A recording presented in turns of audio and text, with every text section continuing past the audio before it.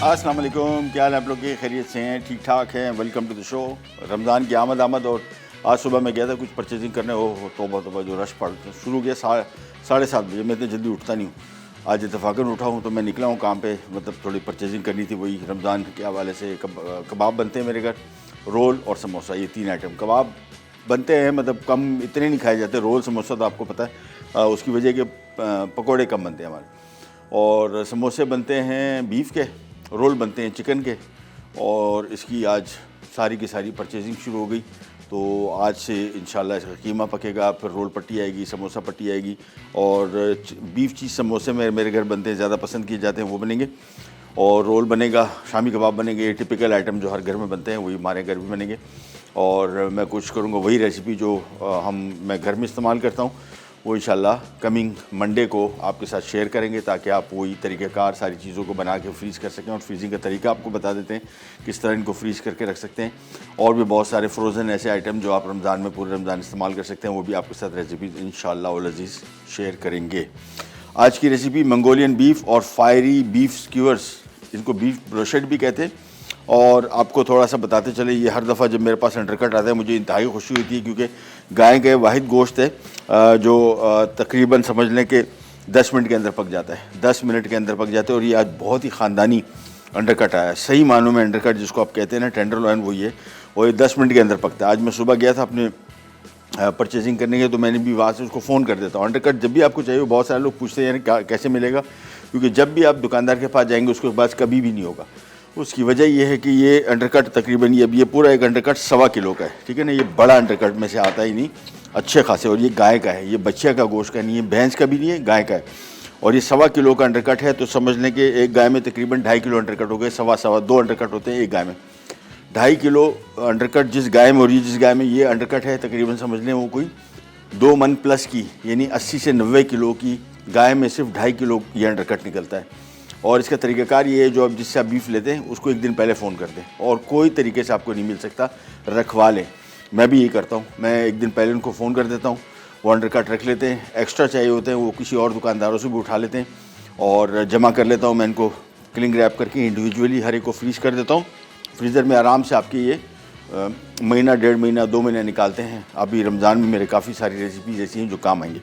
अच्छा जी, अंडरकट सबसे पहले लेके तो हमने यहाँ पे रखा, और मैं बना रहा हूँ सबसे पहले फायरी बीफ स्क्यूअर्स। और इसके लिए अंडरकट का आपको थोड़ा समझा दें, ये अंडरकट की रॉड कहलाती है, ये अंडरकट का हेड कहलाता है, और ये इसकी साइड कहलाती है। तो हम करते ये हैं सबसे पहले कि यहाँ पे साइड को हमने अलग कर लिया, और साइड बड़ी आसानी से अलग होती है। देखिए, थोड़ा सा काटा, उसके बाद आपने सिंपल खींच लिया। ये आ गई इसकी साइड, और ये आ गया इसका हेड। और ये आज दोनों रेसिपीज़ में इस्तेमाल हो रहा है, तो आधा एक जगह इस्तेमाल होगा, आधा दूसरी जगह। ये इसका हेड भी अलग कर लिया। अभी इसके ऊपर एक बारीक सा पट्टा आपको नज़र आ रहा है, इसको भी रिमूव करना ज़रूरी है। तो मैंने इसको सेंटर में इस तरह काटा, ये देखिए, ये इसका पट्टा एक्सपोज किया, और ये इसको एंड तक खींच लिया।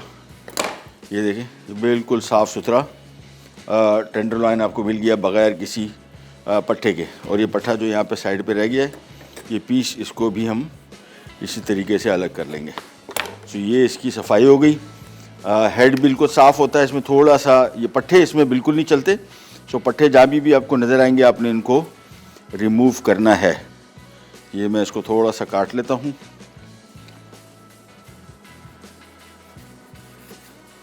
और इसके अलावा यहाँ पे भी थोड़ा सा पट्टा है, इसको भी रिमूव करना ज़रूरी है, क्योंकि ये गलता नहीं है, बिल्कुल भी नहीं गलेगा। तो आपका जो अंडरकट आपने बनाया है, अगर आपने रिमूव नहीं किया इन पट्टों को, तो ये फिर आपके मतलब आप सोच रहे होंगे कि अंडरकट है, टेंडरलॉइन है, बिल्कुल गला होगा, लेकिन ये सख्त रहेगा। इसकी सफाई कर ली। अच्छा, इसमें हम इस्तेमाल कर रहे हैं जो हमारा मंगोलियन बीफ है, उसमें स्लाइस्ड और इसमें क्यूब्स। तो मैं करूँगा ये कि क्यूब वाला मीट जो है मैं पहले निकाल लूँगा, जो बचेगा उसको मैं फिर स्लाइस में कर लूँगा। सो 1 इंच बाय 1 इंच की बीफ की क्यूब्स ये मैं इस्तेमाल कर रहा हूँ हमारे फायरी बीफ स्क्यूअर्स के लिए। ये इधर रखा, और इसके जो प्रॉपर रॉड बनी हुई है ना, इसमें से मैं अपने बीफ स्क्यूअर्स के लिए निकाल लूँगा। बाकी जितना साइड में जो भी ट्रिमिंग बच रही है, सारी की सारी हमारी इस्तेमाल हो जाएगी मंगोलियन बीफ में। ये काटा इसका क्यूब, ये देखिए रॉड बनी, और ये इस साइज़ में इसको काट लिया।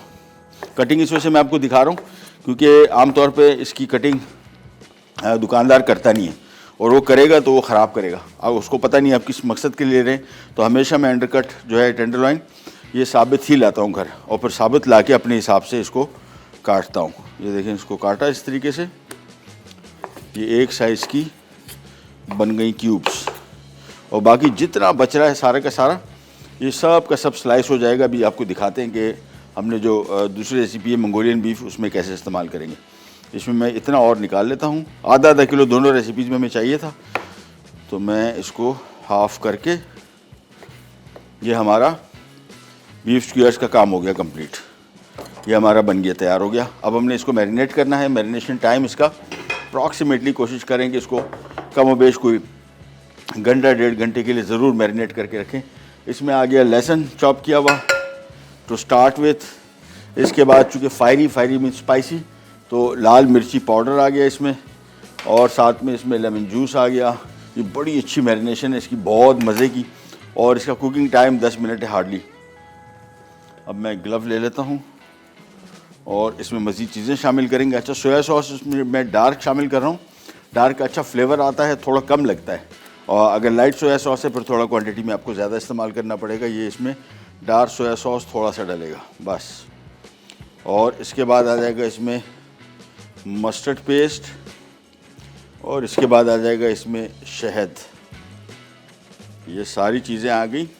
अच्छा, नमक शामिल नहीं किया है, और नमक अभी हम बाद में देखेंगे, क्योंकि डार्क सोया सॉस जो है ये बहुत ज़्यादा नमकीन होता है। इसको खूब अच्छी तरीके से मिक्स किया, और ये बड़ा डार्क सा एक मैरिनेट बनेगा। ये मैरिनेट जैसी तैयार हुआ, इसके बाद को मैं चख लेता हूँ।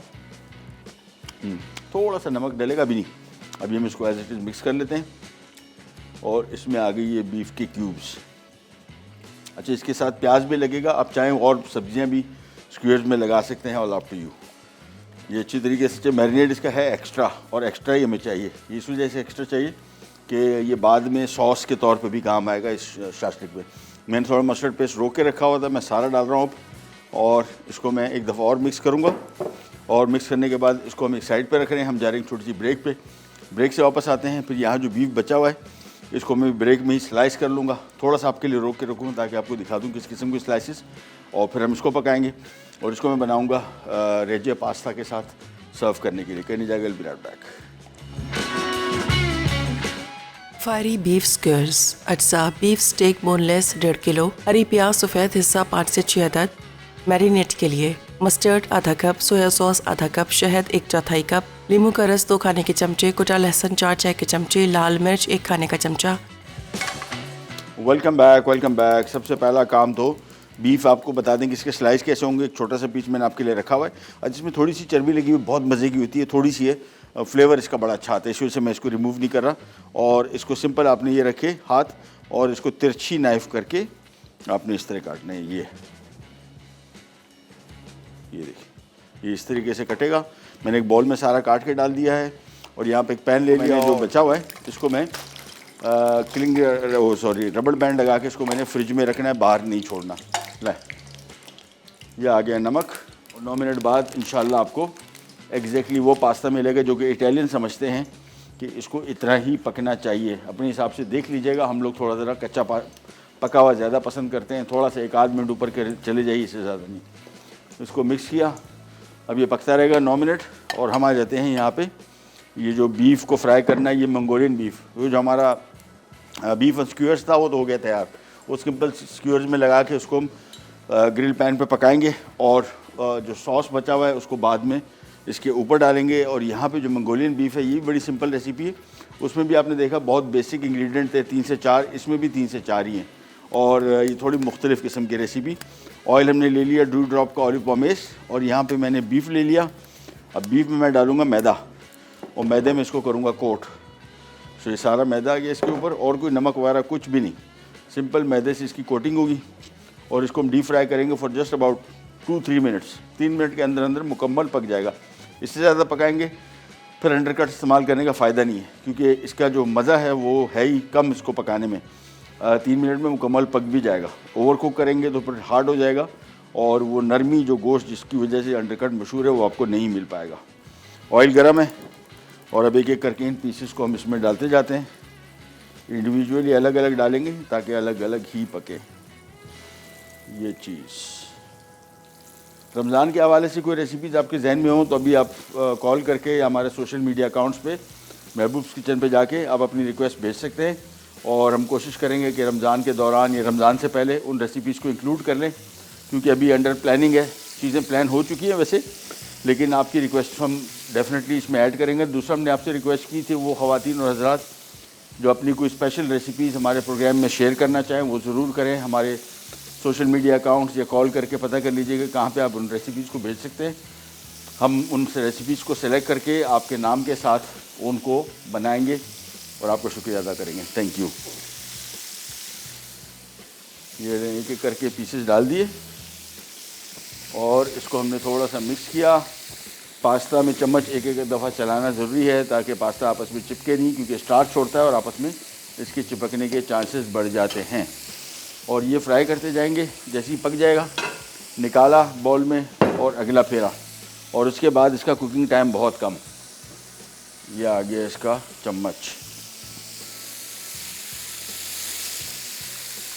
इसको हल्का सा किया मिक्स ताकि ऊपर नीचे हो जाए थोड़ा सा, और कुकिंग टाइम मैंने आपको बताया 3 मिनट, इससे ज़्यादा इसको पकाना ही नहीं है। ज़्यादा पकाया तो हार्ड हो जाएगा, फ़ायदा नहीं होगा आपको अंडरकट या टेंडरलॉइन का इस्तेमाल करने का। अच्छा, ये पाकिस्तान में गाय का गोश्त जो है ये वाहिद वो गोश्त है जो कि जल्दी गलता है। बाहर मुल्कों में इसकी अफजाइश ऐसी होती है गाय की कि इसका स्कर्ट स्टेक कमर के गिर जितना भी गोश्त है, गर्दन से लेके कमर तक, टेल तक, ये सारा का सारा आमतौर पे जल्दी गलता है। पाकिस्तान में नहीं, पाकिस्तान में भी इसकी अफजाइश शुरू हुई है। ऐसी गोश्त जो जैसे अमेरिका में गाय हैं एंगस, या जापान में गाय हैं वेग्यू, और ये सारी की सारी ऑस्ट्रेलिया में, न्यूजीलैंड में, साउथ अफ्रीका में, ब्राज़ील में, ये सारे के सारे ममालिक ऐसे हैं जिन्होंने गाय का गोश्त ज़मानों से खा भी रहे हैं और उनको इसका अफजाइश का तजुर्बा भी है।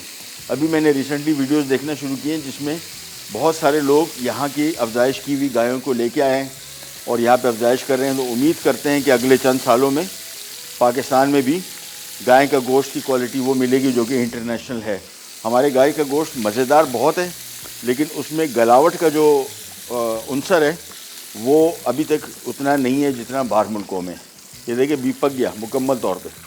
इसके स्लाइसिस को हमने निकाला और अब मज़ीद जो स्लाइसिस बचे हुए हैं उनको डालेंगे। मुकम्मल पका हुआ, इसमें और कोई चीज़ शामिल करने की यानी इसको मज़ीद पकाने की ऐसा ज़रूरत है नहीं। एक एक करके पीसेस को डालते जाएंगे।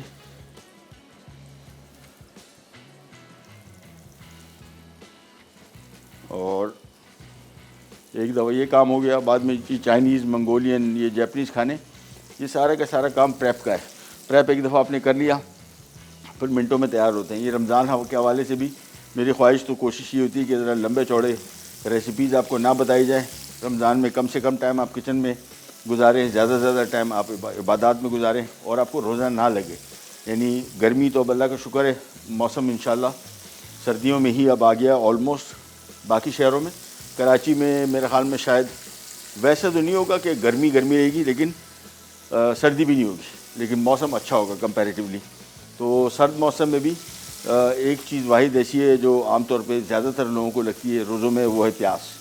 और प्यास उन लोगों को, ख़ास तौर पे ख़वातीन को जो किचन में काम करती हैं, उनके लिए बहुत ज़्यादा मुश्किल हो जाता है रोज़ा। और हमारी कोशिश ये है कि हमारी रेसिपीज़ के थ्रू आप किचन में कम से कम टाइम गुजारें ताकि आपका रोज़ा आपको ज़्यादा ना लगे और खैर खैरियत से गुजर जाए। दूसरा, रमज़ान में बहुत सारे लोगों के जहन में ये होता है कि भाई अब सेहत बेहतर हो जाएगी इंशाल्लाह। जिन लोगों को कोलेस्ट्रॉल की शिकायत थी वो कंट्रोल हो जाएगा, जिन लोगों को डायबिटीज़ की शिकायत है वो कंट्रोल हो जाएगा, लेकिन ऐसा कुछ भी नहीं होता। और ऐसा कुछ इस वजह से नहीं होता कि अफ्तारी तक हम कुछ नहीं खाते। अफ्तारी के बाद जो मुँह खुलता है तो एक तो मुरगन खाने बहुत ज़्यादा, और एकदम पेट पे जो बहुत ज़्यादा बोझ हम डाल देते हैं मुरगन खानों का, शरबत और लातादाद सिलसिला शुरू हो जाता है। उसको थोड़ा कंट्रोल करना है और चॉइसेस बेहतर करनी है। खाने में आपने क्या खाना है ये आपने डिसाइड करना है बेहतर, और आपको थोड़ी बहुत आगाही होनी चाहिए। पाकिस्तान में सबसे बड़ा मसला चीज़ों की आगाही का ना होना है। यानी कोई शख्स बीमार है, डायबिटिक है, हमने किसी से सुना, उसने कहा भाई वो कुछ नहीं होता, फ़लानी चीज़ खा लो, कुछ नहीं होता। ये कुछ नहीं होने से बहुत कुछ हो गया है और इससे हमें बचना है। एक छोटी सी ब्रेक पे जा रहे हैं, वापस आएंगे। बीफ पक चुका, पास्ता भी पक गया है और अब हम देखेंगे हम टाइम कैसे गुजारेंगे, क्योंकि टाइम बहुत है और काम कोई नहीं है। देखते हैं, सोचते हैं क्या करें। कहने जाएगा विराट भाई।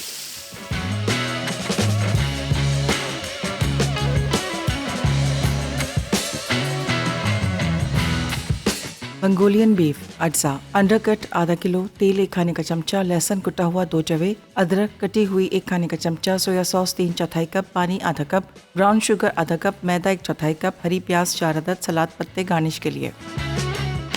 Welcome back. बीफ पक गया और हम आ जाते हैं मंगोलियन बीफ की तरफ। और उसके लिए चूल्हा ऑन किया। चूल्हे के बाद हमने इसमें शामिल कर दिया ड्यू ड्रॉप का ऑलिव पॉमेस ऑयल 3 से 4 खाने के चम्मच। और इसमें शामिल होगा अदरक लहसुन। इसके बहुत कम अज्जा हैं, कम से कम अज्जा में बड़ी मज़े की रेसिपी बनेगी। और मैं इसको बाइफरकेट करूँगा अभी, यानी मैं आधी रेसिपी कुछ बनाऊँगा, आधी कुछ बनाऊँगा। सो बल्कि ये करते ये हैं या एक साथ बना लेते हैं। चलें थोड़ी देर अभी आपको बताते हैं कि हम करने क्या वाले हैं इसके साथ। ये गार्लिक लिया, ये जिंजर आ गया इसमें, अदरक लहसुन दोनों, और इसको हल्का सा पहले करेंगे फ्राई। अच्छा, ये मीठा और नमकीन फ्लेवर है इसका आएगा, वो कैसे वो भी आपको बताते हैं। सबसे पहले अदरक लहसुन को हल्का सा किया फ्राई। इसके बाद 2 चीज़ें इसमें शामिल होंगी, वो है सोया सॉस और ब्राउन शुगर। और सोया सॉस में चूँकि नमक बहुत ज़्यादा होता है तो हमें शायद इसमें नमक शामिल करने की ज़रूरत पड़ेगी ही नहीं। तो इसको थोड़ा सा किया फ्राई, हल्की से मज़ेदार खुशबू आनी शुरू हो जाएगी तो फिर इसमें हम शामिल कर देंगे ये ब्राउन शुगर। आप चाहें तो वाइट शुगर भी शामिल कर सकते हैं, लेकिन इसका टेस्ट कंपैरेटिवली बेहतर आता है। ये इसमें आ गया डार्क सोया सॉस, इसको मिक्स किया।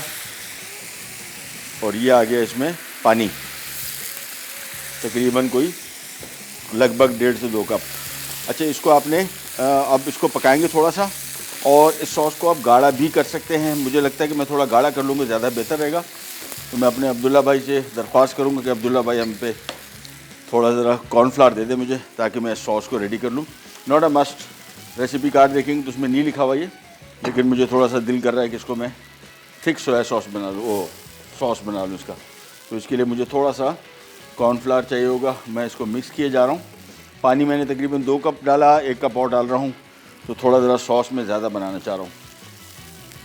ये ले जी, ये हो गया।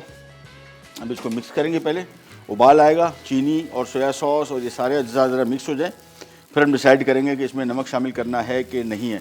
डार्क सोया सॉस में वैसे काफ़ी नमक होता है, बट स्टिल चेक करना लाजिम। कम है, थोड़ा सा शामिल कर दिया और अब इसको मिक्स किया। बस जैसे ही मिक्स हुआ, इसके बाद इसको कॉर्नफ्लावर से थोड़ा सा गाढ़ा कर लेंगे। फिर हम करेंगे ये कि मंगोलियन बीफ को मैं 2 हिस्सों में डिवाइड कर लूँगा। एक हिस्से में मैं जो स्टैंडर्ड रेसिपी है, जिस तरह रेसिपी कार्ड लिखा हुआ है वैसे बनाएंगे, और दूसरी में हम मदद लेंगे हमारे वो जमी बीफ, वो अलग हो जाए हर तरफ से। और सॉस काफ़ी है बीफ के हिसाब से, मेरे हिसाब से। तो इसको थोड़ा सा मिक्स किया और दे दे बिल्लो भाई, थैंक यू।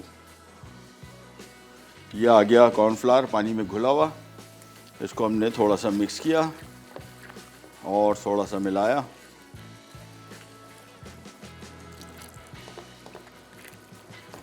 इसको थोड़ा सा और पकाया, चूल्हा किया तेज़। अब देखें कैसा ज़बरदस्त इसकी कंसिस्टेंसी भी हो गई, खूबसूरत हो गया सॉस, बिल्कुल खूबसूरत। तो इसको मिला लिया। ये देखें सॉस रेडी है अब हमारा। अब हमें कोई इसमें मज़ीद काम नहीं करना है, सिर्फ बीफ को इसमें मिक्स करना है। थोड़ा हरा प्याज मिक्स करेंगे और ये हो जाएगा तैयार। ये आमतौर पे बीफ खाई जाती है डिश चावलों के साथ। आप इसको पास्ता के साथ, रेजिया पास्ता के साथ भी यूज़ कर सकते हैं। सॉस हो गया तैयार, चूल्हा मैंने कर दिया बंद। हमें जा रहे हैं एक छोटी सी ब्रेक पे, वापस आएंगे तो स्क्यूअर्स हमारे पास रेडी है। उसका सॉस जो बचा हुआ है, उसमें काफ़ी सॉस बचा हुआ है, उसको भी हम थिक करेंगे थोड़ा सा कॉर्नफ्लावर के साथ, ताकि स्टेक के बाद ये जो स्क्यूअर्स को यूज़ करने के बाद उसके ऊपर पोर कर सके। कहीं नहीं जाएगा, will be right back. Fiery beef skewers अज्जा, बीफ स्टेक बोनलेस 1.5 किलो, हरी प्याज सफ़ेद हिस्सा 5 से 6 अदद। मैरिनेट के लिए मस्टर्ड आधा कप, सोया सॉस आधा कप, शहद 1/4 कप, नींबू का रस 2 खाने के चमचे, कुटा लहसुन 4 चाय के चमचे, लाल मिर्च 1 खाने का चमचा। ये जी बीफ फायरी बीफ स्क्यूअर्स के लिए हम तैयार हो गए। देखें कितनी खूबसूरत लग रही हैं, अमेजिंग लग रही हैं, और ये जायके में भी इंतहाई मज़े की होंगी। 3 पीस इसमें हरे प्याज के आए और 4 पीस बीफ के आए, ये 2 बोटियाँ ईच है। और ये बैलेंस है मेरे हिसाब से, एक यानी 2 स्क्वायर एक बंदे के लिए काफ़ी। पैन ले लिया, पैन में हम डालेंगे ड्यू ड्रॉप का ऑलिव पॉमेस ऑयल हस्बे मामूल। और अच्छा, आंच को हमने बहुत तेज़ नहीं रखना, बहुत तेज़ रखेंगे तो इसमें जो असल में जो चीज़ें हैं, जो मैरिनेशन है इसकी है, ये जल जाएगी। सो थोड़ा सा गर्म हुआ, फौरी तौर पे हमने ये स्क्यूर्स रखी,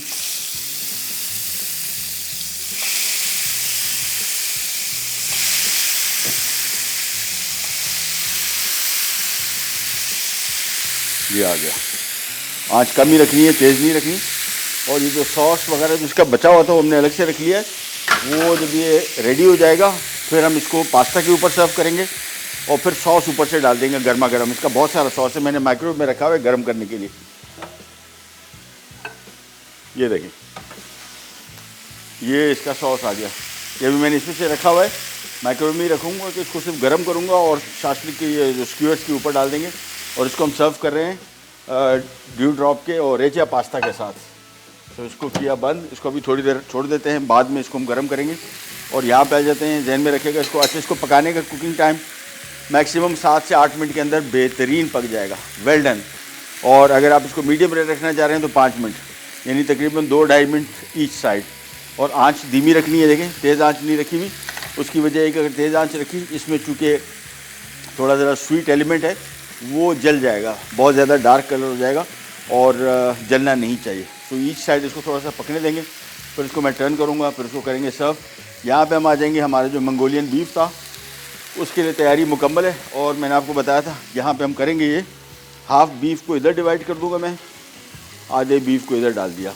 ओरिजिनल रेसिपी बना रहे हैं जो रेसिपी कार्ड में है, और जो मैं करना चाह रहा हूँ उसके साथ वो भी करेंगे।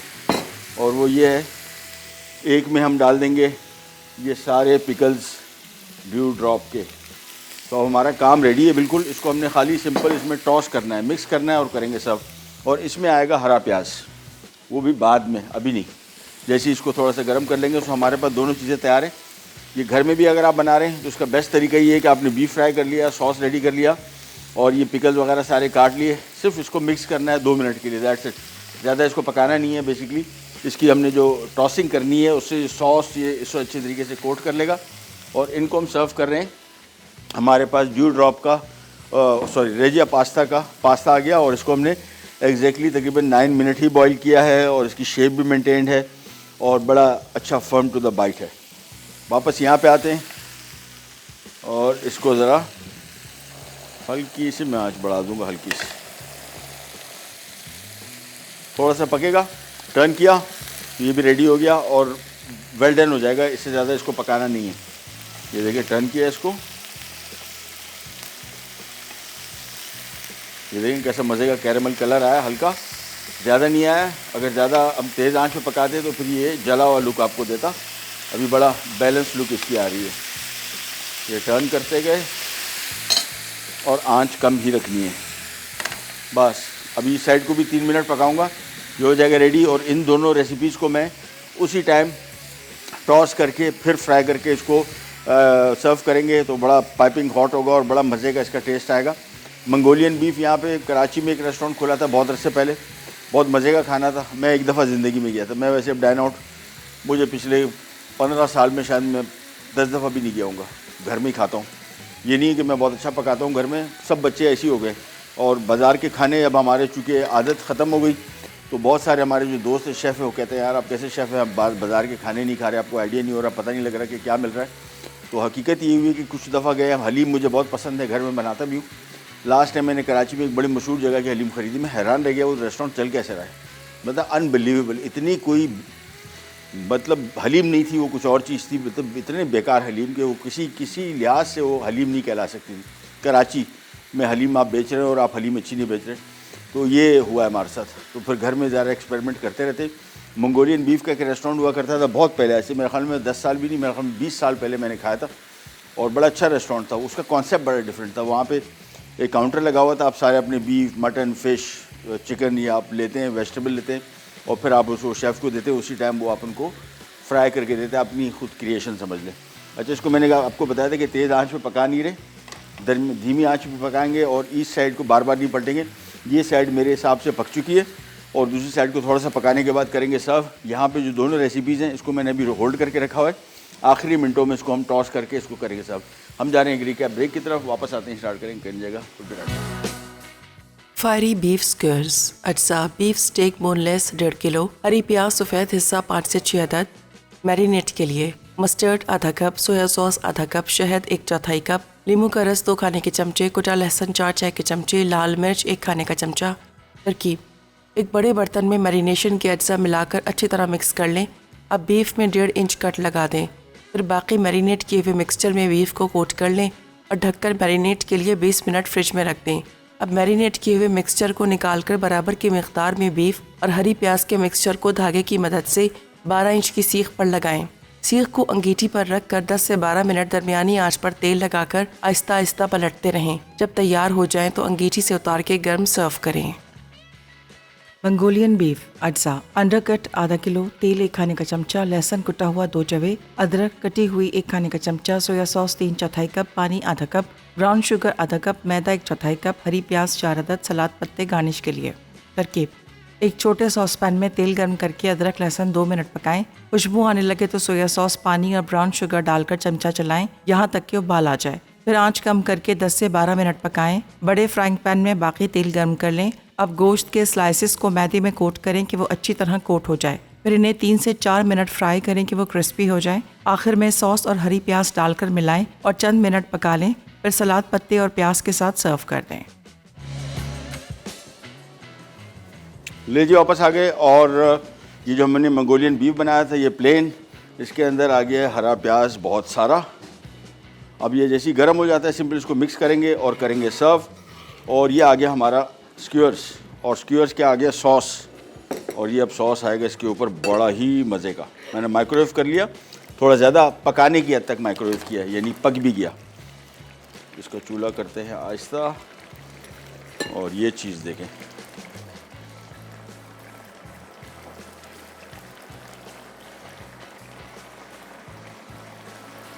बहुत मज़े का सॉस। मैंने अभी चखा है बीच में, इट वाज रियली ऑसम। चले, इसका काम हुआ कंप्लीट। हम आ जाते हैं यहाँ पे, जो हमने ड्यू ड्रॉप का पिकल्स इस्तेमाल किए थे, इसको मिक्स कर लिया और चूल्हा कर दिया इसका बंद। ये इधर ले आया, सिंपली इसको मिक्स करना है बस, और चूल्हा बंद कर दिया। यहाँ पे इसको भी मिक्स कर लेता हूँ, सिर्फ कोट करना है सॉस को और कुछ भी नहीं करना। ये लिया, मिक्स किया है सारा सॉस, इस बीफ को कोट हो गया। और अब हमने ये बीफ लेके हम ड्यू ड्रॉप के रेजिया पास्ता के साथ भी करेंगे सर्व। कलर इसका बड़ा डार्क लेकिन बहुत ही खूबसूरत।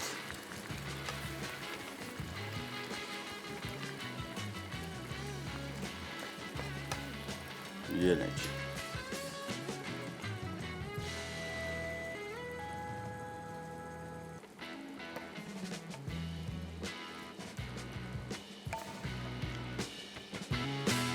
और साथ में आ गया बहुत सारा हरा प्याज to make it look beautiful. और यहाँ पे आ जाता है हमारा ये पिकल्ड अलग वेरिएशन। देखा कैसे एक डिश के हमने 2 बच्चे बना दिए आराम से।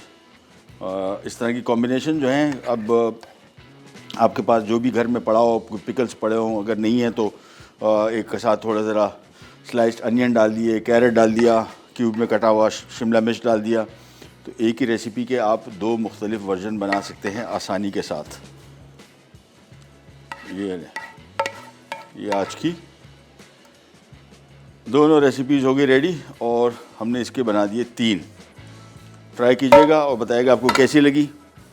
ये आ गई हमारी आज की तीनों रेसिपीज़, और प्रोग्राम का टाइम हो गया ख़त्म। आपसे लेते जाते हैं, इंशाल्लाह कल दोबारा मुलाकात होगी। उसके बाद नया हफ्ता जो शुरू होगा उसमें हम रमज़ान के हवाले से जो भी रेसिपीज़ होंगी आपके साथ शेयर करेंगे, और फिर रमज़ान की आमद और रमज़ान में इंशाल्लाह फिर दोबारा आपसे मुलाकात होगी। अंटिल देन, अल्लाह हाफ़िज़।